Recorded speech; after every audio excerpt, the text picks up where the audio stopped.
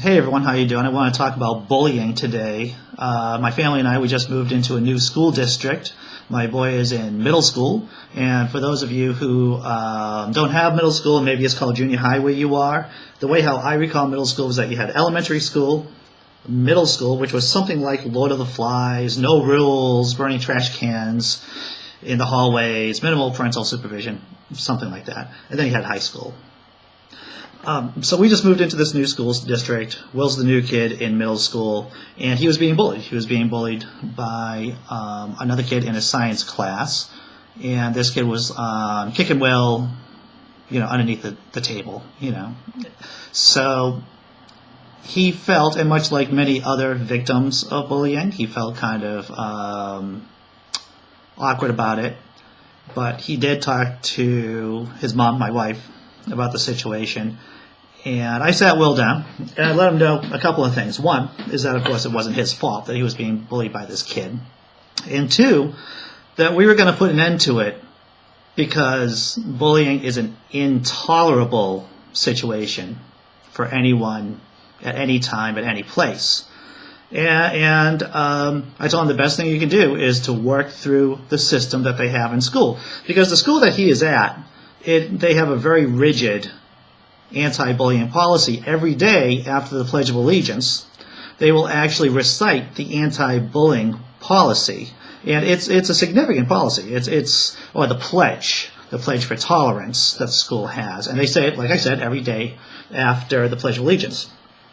So I told Will, listen, go into the class tomorrow, take the teacher aside, and tell him what the problem is, and tell him something has to be done about it. I will call the teacher after school to make sure everything is fine and to add any support that you need to have. Yeah, that was my phone going off there, you hear in the background.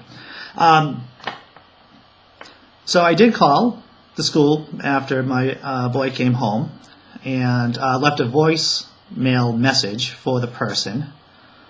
And Will told me that, hey, this particular incident was occurring in science class, and what the science teacher did was that he separated them. He placed Will up to the front of the class, and the other kid stayed basically where he was seated at the far end of the class. And this is fine. I didn't think it was going to be the end of it, but I felt, for the time being, that's great. Next day, Will came home and he told me that the other kid had pushed him in the cafeteria. He just gave him a little hand push. I asked him, what kind of push was it? Was it like a shoulder push? Or was, the traditional kind of shoulder bully push? Or was it just a full-blown hand push? And it turned out to be a full-blown hand push. Now, I want to say that Will's been taking martial arts for the last 6 years. He's only 11, but he's been taking it since he was 5. And the particular style that he's taking, it's a pretty efficient style. Will fights, a couple of times a month in the dojo. It's nothing crazy. It's not competitive. It's point sparring, but he does know some jiu-jitsu too. So this is like a softball pitch for Will, for someone just to come up and just push him like that. And Will decided not to do anything about it. He went over to the assistant principal and said, "Hey, this is what's going on, and can you take care of it for me?" The assistant principal said, "Sure." He came back to the house that afternoon, told me about it, and said, "I think I'm going to call the principal and just let him know what's going on and let him know that I'm aware of it." I gave the assistant principal a call up and said, "Hey, my son Will, he talked to you today about a particular bullying incident, and the vice principal did remember talking to my boy.